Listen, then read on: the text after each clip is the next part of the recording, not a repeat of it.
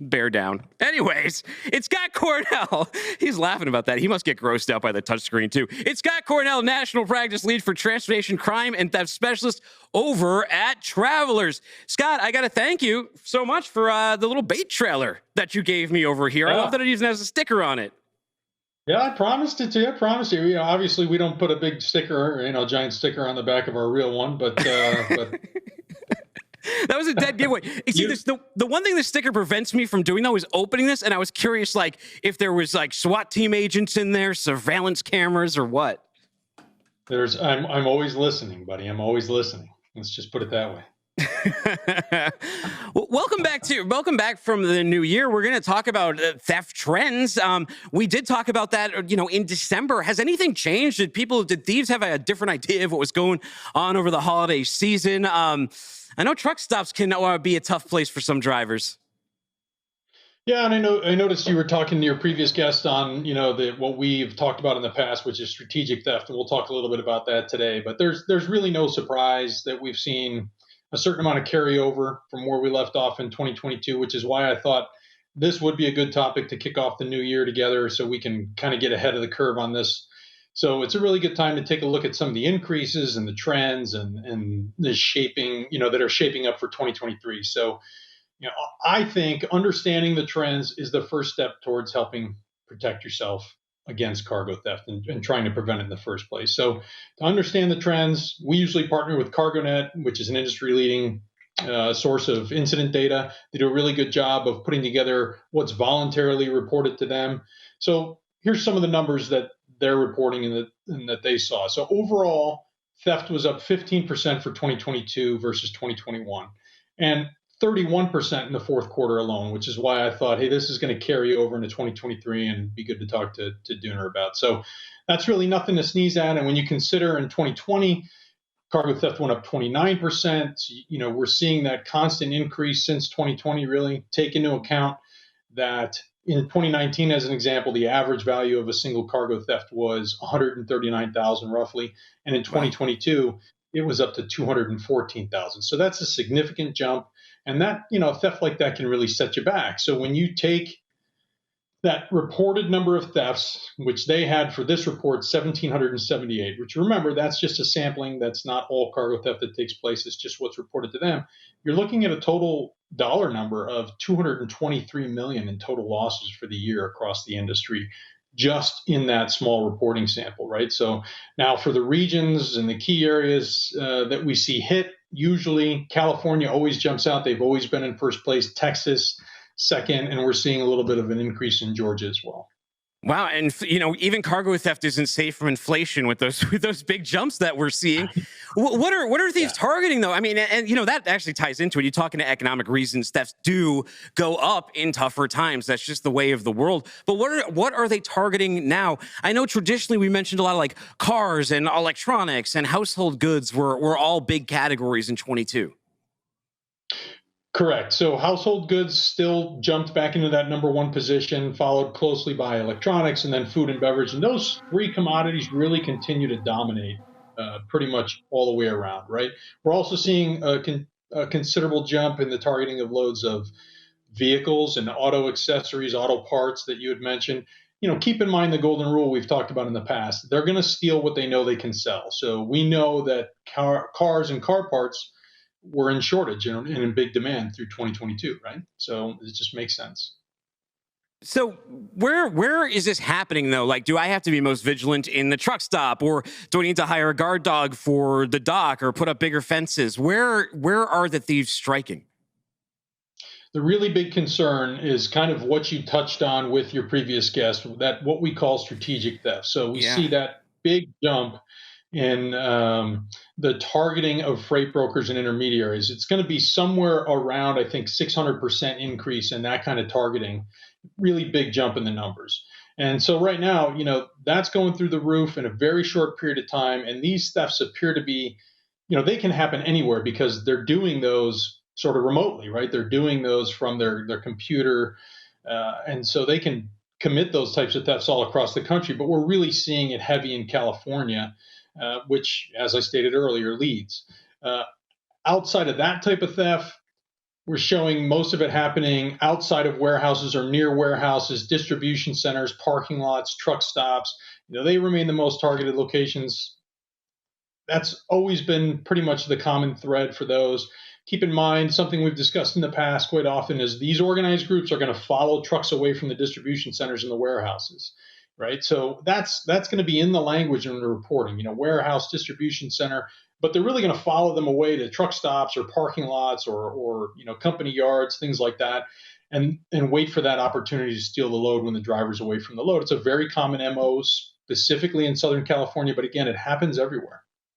I'm glad that before you came on, Chris kind of set the table for us, because I think in your head when you hear theft, there's this sort of caricature of a person on a ski mask with a crowbar just cracking open trailers left and right, where it's really gotten much more sophisticated, where people within email before this load ever goes anywhere already knows what's in it and where it's going. And if they haven't stolen money on double brokering, they have maybe routed it someplace else. But one thing Chris didn't know is what to do when you have a loss. So I think that you might be able to tell us. Sure. The first thing you're always going to want to do is call 911. We always recommend call 911. Make sure you call and report it to the local police directly, and always do that. That's always your first step. Unfortunately, there's been, a shrinkage really in the dedicated task forces or law enforcement across the country that really specialize in cargo thefts, especially since the pandemic. There's still some out there, and those task forces, Florida, California, Memphis, Kentucky, some others, they really work really hard. They do a great job, but they have limited resources. So they'll do everything they can. So make sure you report it to the local law enforcement. And if there is a dedicated resource in that state or that area where the theft has occurred, that's going to be much better for you. When they see increases like we're seeing, that adds to the workload, right? So, we've recently seen some involvement with Homeland Security getting involved in this too, which is great to see. That's encouraging. In general, it's tough out there for resources. So, with us, we talk about in the past, we have that dedicated cargo theft team, that special investigations group that our clients can call directly, and they'll work 24/7, 365 to go out and investigate these type of losses for our clients. So if you have that resource, there's also private investigators out there, and that's in this space that specialize in cargo theft. There's only a handful of them that are really known and really, really, really dedicated and good at this.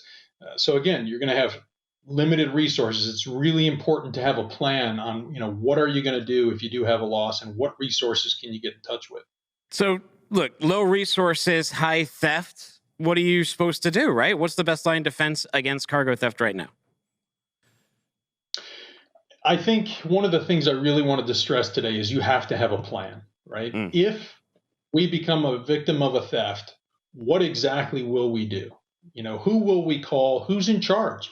Who at the company is going to take point on leading the effort in a theft? If something happens in the middle of the night, 2 a.m., your overnight dispatcher gets an SOS call from a driver saying, hey, their load's been pilfered, or worse yet, the whole thing's been stolen. Then what? Does that dispatcher really know what to do? Do they even know who to call? Right? You have to have that process in place, especially right now with these increases. And that stuff, that we specifically talked about that's targeting freight brokers, things like that. There's a little bit of a distance there, right? Because you've hired a carrier, and then maybe the carrier gets ripped off, or maybe it's a bad guy and not the carrier that you thought it was. So who do they call? Do you even have an overnight dispatcher? Is there somebody for the driver to call? If you are that intermediary and you're that freight broker and you're arm's length away, do they know who to call? Even if you're a trucking company, you're asset based. Is there somebody that driver knows who they can call at 2 o'clock in the morning? Do you have all the information that you need when that theft occurs? Do you have the bill of lading? Do you have the serial numbers? Do you have the make, model of the tractor trailer? All that information needs to be available immediately when you report that theft. You can't report a theft, not have any of those details, and then wait to get those details. You have to have that plan in place. Very cool. Yeah, so let's give our audience an example, right? Let's pretend that you're a driver who discovers that your load has been stolen while you're inside eating very late night dinner at the truck stop, and I'll be the dispatcher, and you call in the middle of the night. Okay, wait. So I'm the trucker, you're the dispatcher? Right, yeah. Okay. How realistic should I make this truck driver? Let's make it audience friendly. But somewhat realistic, right? All right, I need to speak to dispatch. Right. So what did you have to eat? First of all, is what I want to know. You didn't have the meatloaf, right? Because you don't. No, because I'm a You don't eat vegetarian. meatloaf, right? No, I'm just kidding. Oh, I eat there you chicken. go. And you I don't eat eat chicken. meatloaf unless mom made it, right? So okay. So you want to talk to dispatch? So okay, I'm dispatch. Here I am. All right. And then All right. Well, I'm at what are a you gonna say? diner in Roswell, New Mexico, and I don't know where the heck my freight's at. Yeah. So what do you mean?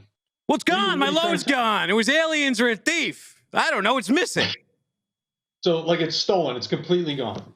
Yeah, look, I pulled over. I was eating the chicken over here, not eating the meatloaf, and I come back outside and the load's gone. All right. Do you have the bill of lading? No, the bill of lading was in the truck. What do you want? You're lucky I wasn't in the truck. I'd be missing too. Do you have the serial numbers? Do you have the trailer number? The trailer wasn't ours because you did a hook and load. Do you have any of that information? Why don't you call the broker? What do you mean call the broker? How am I going to call the broker in the middle of the night? Did you call the police? Call the police? No, I didn't call the police. I should call the police. So there you should call the police. So there you go, right? So let's just go to bed and we're going to figure it out in the morning. And as funny as that sounds, that's sometimes if you don't have a plan, that's all too common, right? So remember, reporting time is crucial. So many victims of theft wait anywhere from 3, 4, or more days to report, which is a terrible idea. Sometimes we hear, well, we thought maybe it would turn up, or we thought we could make some phone calls and make it appear. Always, be safe. Report that right away. Get all the resources you can involved right away, because that delay in reporting could mean the difference between recovery or not, right? After you make that call to 911, who can you immediately get working on the recovery, regardless of, where it is, how far the bad guys have already moved it? Doesn't matter. Who can you get involved in that? You're going to want to make sure that you've aligned all the right resources. Again, I mentioned earlier, if you're a customer of Travelers, we're on call 24/7, 365. We've recovered over $85 million in stolen goods for our clients over the years. So you really want to start to rally the response. You guys heard it here. Failing to plan is planning to fail. Great advice. Go check out Travelers. Scott, thank you so much for coming on the show. We appreciate your time today. Always good to talk to you. Thanks for having us. Take care. All right, now we got